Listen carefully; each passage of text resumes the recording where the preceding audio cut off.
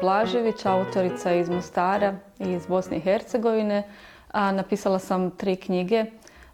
Prva knjiga kratkih priča Svetkovina i 2 romana U kasno ljeto i Sezona berbe.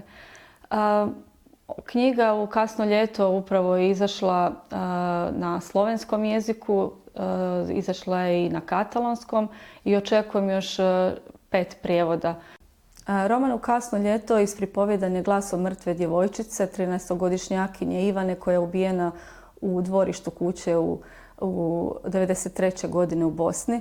Ona pripovjeda, osim ratne priče, pripovjeda i obiteljsku priču koja govori o odnosima, obiteljskim odnosima i o prijateljstvu.